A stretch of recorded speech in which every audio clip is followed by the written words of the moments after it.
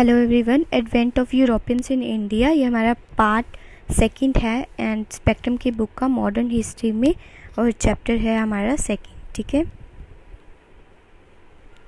तो last lecture में मतलब पार्ट 1 में हमने कवर कर लिया था हमारा ये वाली स्लाइड एंड मतलब हमने ये जो जितने भी गवर्नर्स आए थे, ठीक है, वास्को डी गामा से लेके, वो हमने सारे कवर कर लिए थे लास्ट लेक्चर में। तो आज हम आगे पढ़ते हैं। सेकंड पार्ट में हमने ये पढ़ना है, ठीक है, ये वाली स्लाइड।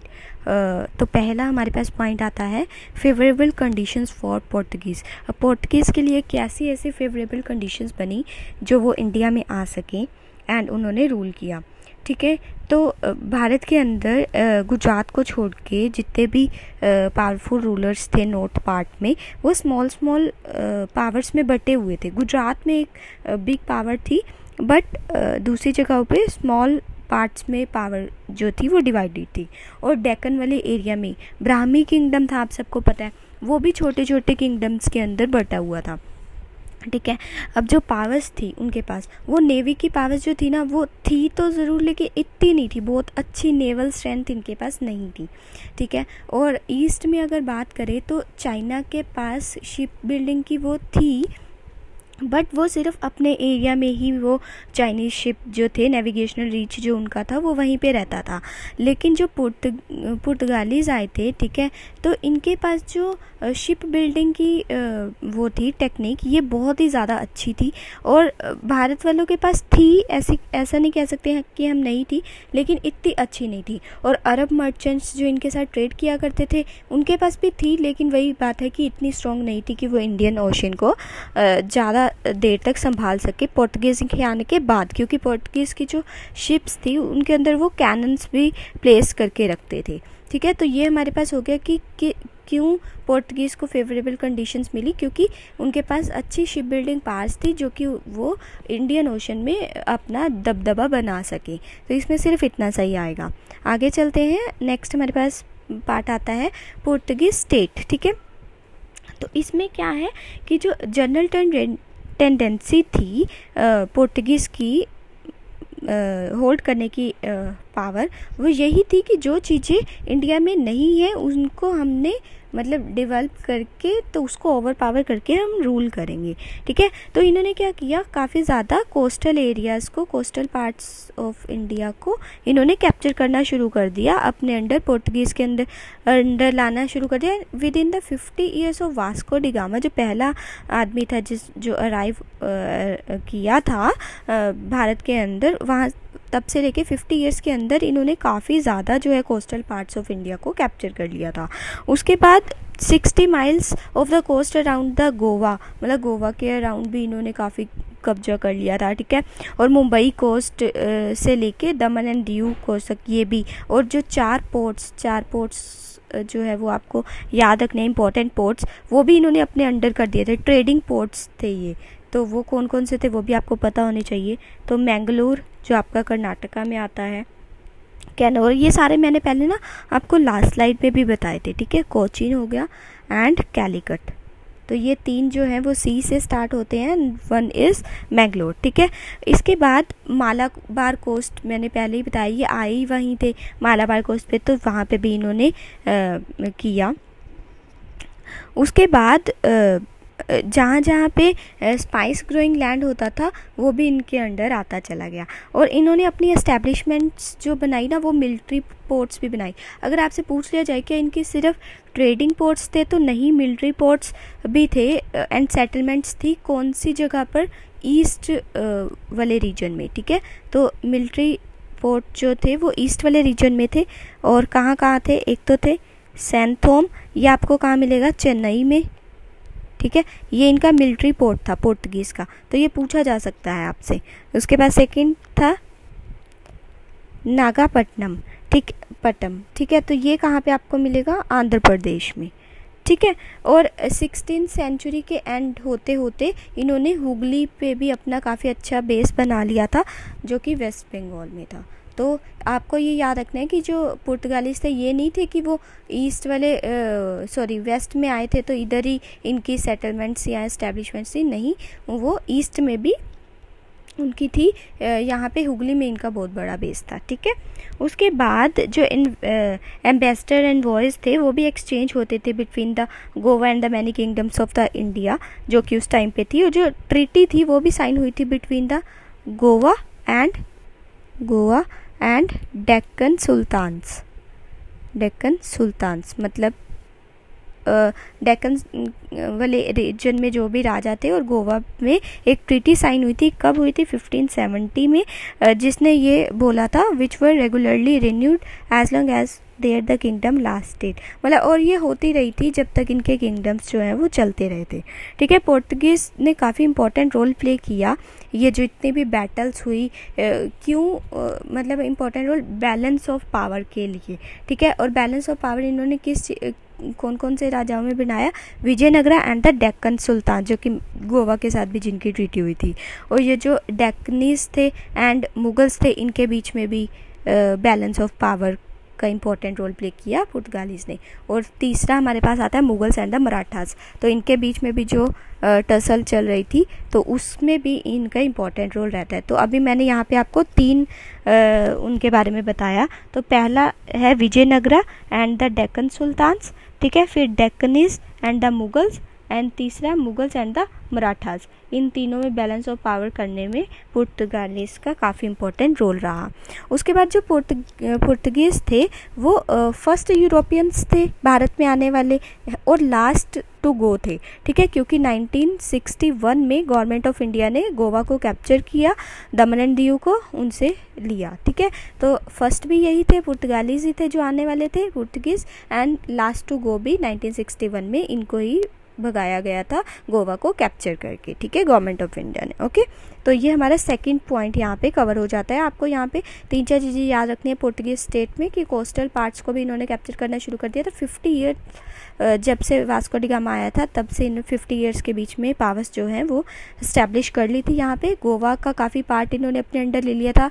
4 पोर्ट्स जो थे जैसे मैंगलोर, कैनन और कोचीन एंड कैलीकट, ये भी इन्होंने अपने अंडर कर लिए थे। मिलिट्री पोर्ट भी आपसे पूछा जा सकता है कि क्या थे इनके? यस, ईस्ट वाले एरिया में थे। मालाबार कोस्ट भी इनके अंडर था। और मिलिट्री पोर्ट कौन कौन से थे ये दोनों आपने याद रखने हैं, नागापट्टनम एंड सेंथोम।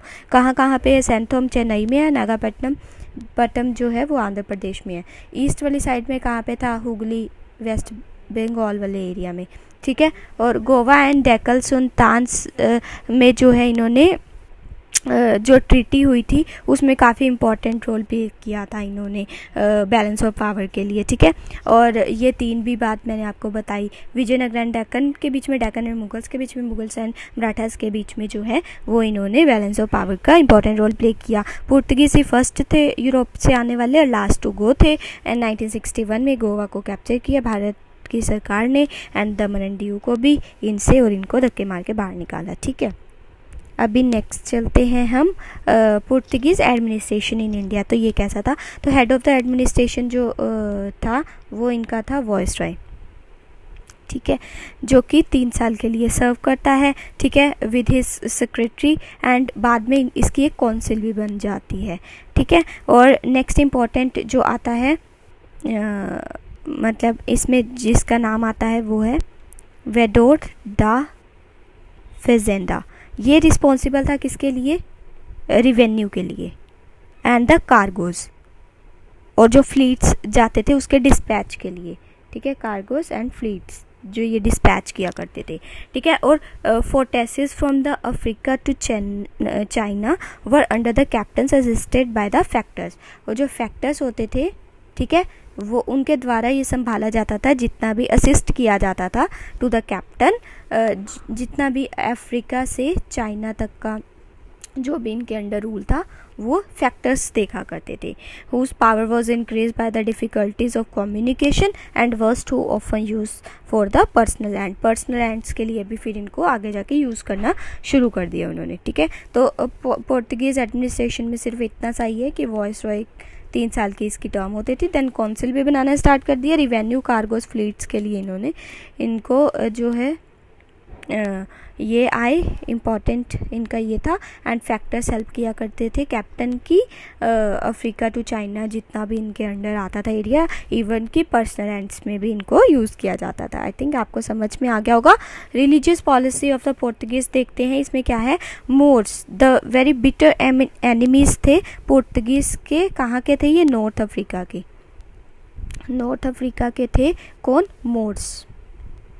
तो ये जो थे एनिमी थे to the of the Portuguese, ठीक है। तो आपसे ये पूछा जा सकता है कि ये जो मोर्स थे ये कहाँ के थे, तो नॉर्थ अफ्रीका के थे ये, ठीक है। सो जो अरब्स थे ये अरब्स ही हैं, ठीक है।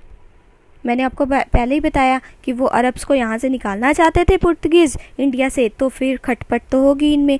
तो जब वो ईस्ट वाली साइड में आए तो Portuguese brought with them the same zeal to promote the Christianity and the wish to persuade all the Muslims. तो मुस्लिम्स को ये हमेशा से ही इनके साथ लड़ाई करते रहे। पहले तो ये हिंदूज़ के साथ बना के रखते थे, बाद में हिंदूज़ के साथ भी इनकी लड़ाई हो जाती है, क्योंकि मैंने आपको बताया था जो पहला राजा था ज़ैमोरिन जिसने वास्को डी गामा का स्वागत किया था, वो भी एक हिंदू था। तो हिंदू के साथ ये बना के रखते थे और अपने मतलब फ्रेंडशिप रखते थे, मुस्लिम्स के साथ ये नहीं अच्छा रखते थे। और जैसे कि मैंने बताया कि ईस्ट में भी जब ये गए तो क्रिश्चियनिटी इन्होंने प्रमोट करनी स्टार्ट कर दी। वहाँ पे भी इनकी यही थी कि मुस्लिम्स को जो है वो हटाया जाए वहाँ से। तो intolerant towards the Muslim, Portuguese were initially quite tolerant towards the Hindus, लेकिन आगे जाके उनके साथ भी इनकी खटपट स्टार्ट हो जाती है, ठीक है। उनको भी ये सताना स्टार्ट कर देते हैं जब गोवा लेने की बात आती है तब। तो रिलीजियस पॉलिसी में यही है कि पहली बात तो आपको ये याद रखनी है कि जो मोर्स थे अरब्स के, ठीक है, नॉर्थ अफ्रीका के थे, ये एनिमी थे ये इनके, ठीक है। और मुस्लिम्स को ये बिल्कुल भी स्टार्टिंग से ही नहीं मुस्लिम्स के साथ बनती थी, इनकी हिंदूज़ के साथ स्टार्टिंग में बनती थी, लेकिन आगे जाके उनके साथ भी इन्होंने बिगाड़ लिया अपने, ठीक है। उसके बाद इनटॉलरेंट बिहेवियर हो गया था इनका, ठीक है। और अकबर की कोर्ट में भी फिर जब ये जाते हैं मुग़ल इंटरेस्ट को से, तो ये वहाँ पे भी जाके जो है अपना ही रिलीजन एंड अपने गॉड वगैरह की बातें स्टार्ट कर देते हैं। लेकिन आगे जाके क्या होता है कि इसको मैं रब कर देती हूँ, ठीक है।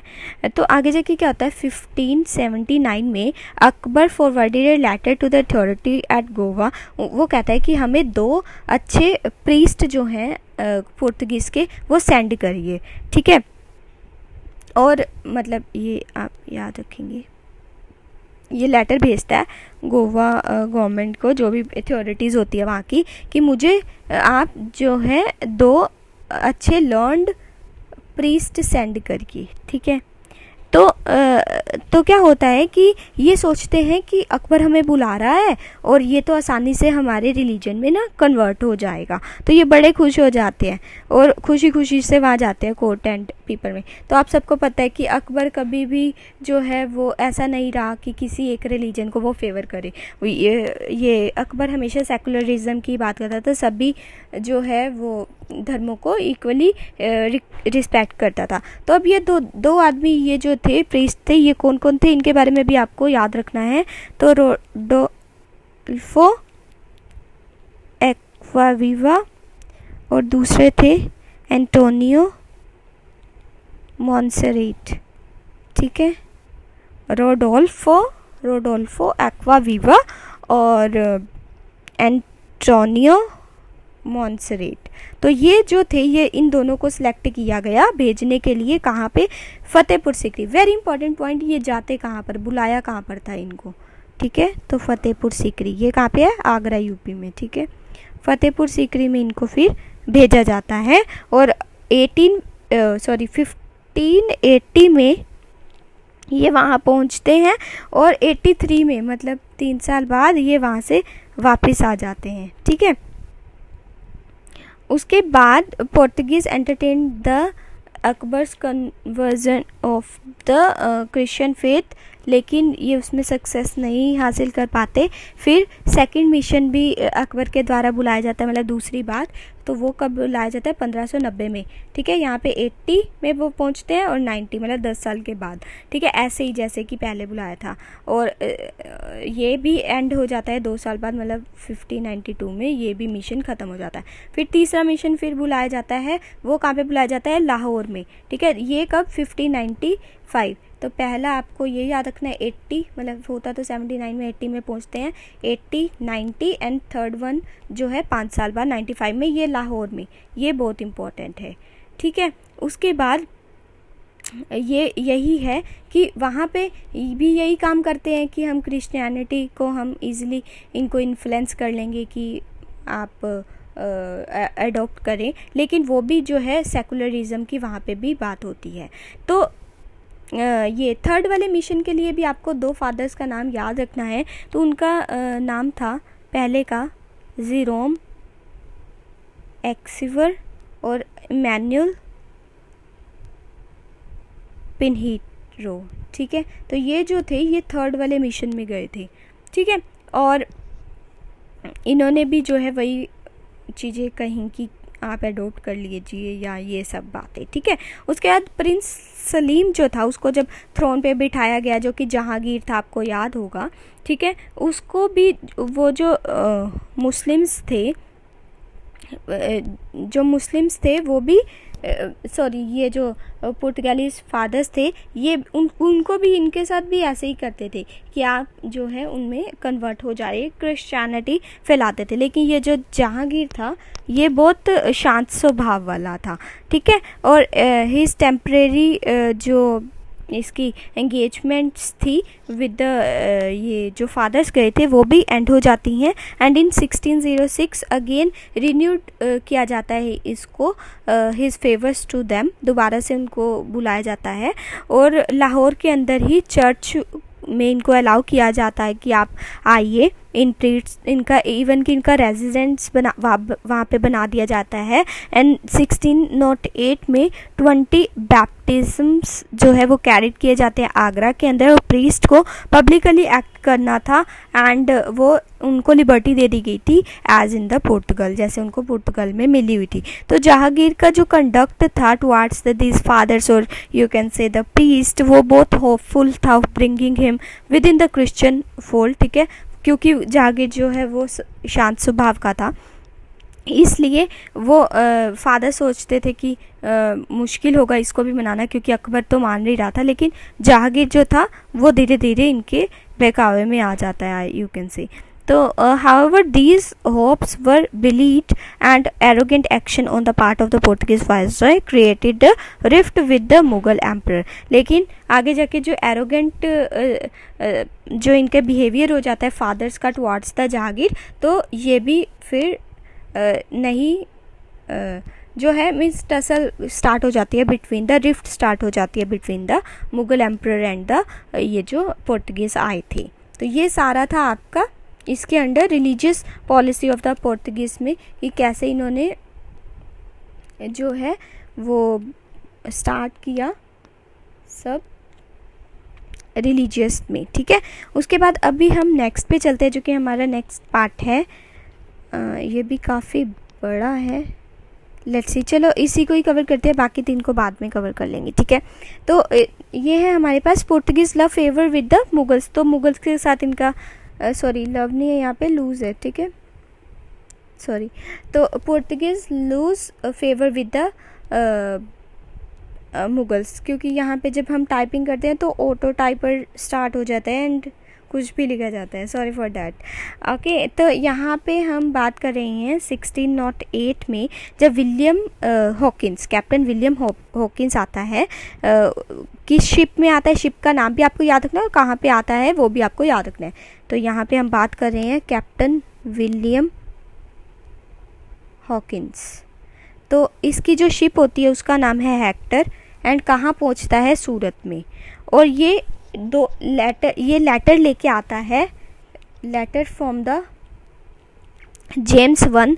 जेम्स वन कौन था, इंग्लैंड का राजा, ठीक है। ये किसकी कोर्ट में आता है, जहांगीर, मुगल एम्परर जहांगीर की कोर्ट में आता है। उसको रिक्वेस्ट करता है कि आप हमें जो है वो इंडस्ट्रीज़ या बिजनेस करने की परमिशन दे दीजिए। ठीक है, फिर उसके बाद father Pinheiro and the Portuguese authority did their best to prevent the Hawkins from reaching the Mughal courts, लेकिन वो सक्सीड नहीं हो पाते हैं क्योंकि अब ये यहाँ इंग्लैंड से भी आने स्टार्ट हो गए हैं। तो पुर्तगीज़ का पहले आए थे, वो क्यों आने देंगे इनको क्यों आने देंगे वो। लेकिन ये जो हॉकिंस था ना, इसको टर्की बोलनी आती थी। ठीक है, टर्की में इसको ये लैंग्वेज बोलनी आती थी और ये जहांगीर के लिए काफ़ी सारे गिफ्ट्स लेके आता है। ठीक है, अब ये जो महाराजा वगैरह होते हैं ना, ये गिफ्ट्स लेके ना बहुत मतलब अच्छा फील करते हैं। तो ये इसके लिए गिफ्ट लेके आया, अच्छी लैंग्वेज भी जानता था और इसको कोई इंटरप्रेटर की ज़रूरत भी नहीं थी। और ये जो पुर्तगीज़ इसको रोकना चाहते थे वो भी रोक नहीं पाए। ठीक है, जहांगीर ने फिर ये जो हॉकिंस था ना, इसको क्या किया, अपना जो है अपॉइंट कर लिया मनसबदार। ये भी पूछा जा सकता है कि जहांगीर ने विलियम हॉकिंस को क्या अपॉइंट किया, तो mansabdar as a mansabdar appoint किया और 400 एट द सैलरी ऑफ ₹30,000। ठीक है, हॉकिंस जो था फिर उसकी शादी भी कर दी गई, married to the daughter of the Armenian Christian name the Mubarak Shah. ठीक है, मुबारक शाह की बेटी के साथ जो हॉकिंस की है फिर शादी भी कर दी गई। ठीक है, उसके बाद जो ट्रेडिंग की फैसिलिटीज़ थी टू द इंग्लिश, ये भी जो है वो स्टार्ट हो गई क्योंकि अब जहांगीर ने इनको एक्सेप्ट तो कर ही दिया है। अब फिर नेगोशिएशन स्टार्ट हो जाती है between the Portuguese and the Mughals. Portuguese and Mughals में तो बात स्टार्ट होगी कि आपने ये क्यों उसको इंग्लैंड वाले को, विलियम हॉकिंस को जो है ये परमिशन दे दी। तो पुर्तगीज़ ने स्टॉप कर दिया इंग्लिश शिप्स को कि वो सूरत के पोर्ट पे ही उनकी शिप्स को रोक दिया कि ये बिल्कुल भी ना आ सकें। ठीक है, इसमें इसके रिटेलिएशन में जो हॉकिंस था उसने मुगल कोर्ट को छोड़ा कितने में, 1611 में, and enable to counter the Portuguese जो कि वो साजिशें रच रहे थे टुवर्ड्स द विलियम हॉकिंस, तो ये चला गया। उसके बाद 1612 में क्या होता है, इंग्लिश शिप एक और आती है under the captain best along with the little ship जिसका नाम होता है ओसिडनर। ठीक है, तो ये जो पहली शिप थी, मतलब पहली शिप तो आपको ये याद रखनी है हेक्टर आई थी, तो दूसरी शिप कौन सी आई थी, ड्रैगन। ठीक है, और देन उसके साथ साथ एक और भी शिप आई थी ओसेंडर। ठीक है, तो पहली कौन सी थी, हेक्टर। तो ये शिप्स के नाम आपको ये याद रखने हैं। ठीक है, सक्सेसफुली फॉर द, और इन्होंने ये जो दो शिप्स थी, इन्होंने पुर्तगाली जो शिप्स थी उनकी जो फ्लीट्स थी उनके साथ काफ़ी अच्छी इन्होंने लड़ाई की, मतलब कि अच्छा युद्ध हुआ इनमें। तो और जो जहांगीर था उसके पास कोई भी ऐसे नेवल पावर नहीं थी। तो इंग्लिश की इस चीज़ में सक्सेस होती है, पुर्तगालीज की इस चीज़ में वो फेल हो जाते हैं। ठीक है, तो पुर्तगीज जो थे वो act as a piracy resulted in conflict with the imperial Mughal government. And 1613 में क्या होता है कि जो Portuguese offended Jahangir by capturing the Mughal ship in many Muslim plundering the cargos. तो जो इनकी अरब्स वाली शिप्स जो आ रही होती हैं जिनमें ट्रेड हो रहा होता है, तो जो पुर्तगीज़ वाले होते हैं वो इनकी सारी जो शिप्स होती हैं उसको प्लंडर कर लेते हैं। ठीक है, और मुस्लिम्स को काफ़ी ज़्यादा हार्म पहुंचाते हैं। फिर इसके मतलब रिटेलिएशन में क्या होता है कि जो जहांगीर होता है वो मुबारक खान को ऑर्डर देता है, then the incharge of the Surat, क्योंकि वो सूरत का इंचार्ज था, कि इनको कंपनसेशन देना चाहिए जो भी इनका नुकसान हुआ है मुस्लिम्स का। ठीक है, उसके बाद क्या होता है, in the it was during the reign of the Shahjahan that the advantages which the Portuguese enjoy in the Mughal court were lost for ever. और यहाँ पे ही जो है पुर्तगीज़ जो है यहाँ मुग़ल एम्पायर से बिल्कुल अलग हो जाते हैं, उनका जो पावर है वो लॉस्ट हो जाती है क्योंकि उन्होंने काफ़ी सारे मुस्लिम्स को वो शिप्स को कैप्चर करके मारा होता है। और उनकी जो ये भी स्थिति होती है कि क्रिश्चियनिटी में कन्वर्ट कर देंगे, वो भी सब ख़त्म हो जाता है। ठीक है, ऐसे ऐसे ये धीरे धीरे जो है वो दूर होते चले जाते हैं इंडिया से। ठीक है, अभी हम नेक्स्ट लेक्चर में पढ़ेंगे कैप्चर ऑफ द हुगली के बारे में, नहीं तो ये काफ़ी लंबा हो जाएगा लेक्चर। ठीक है, ओके, थैंक यू।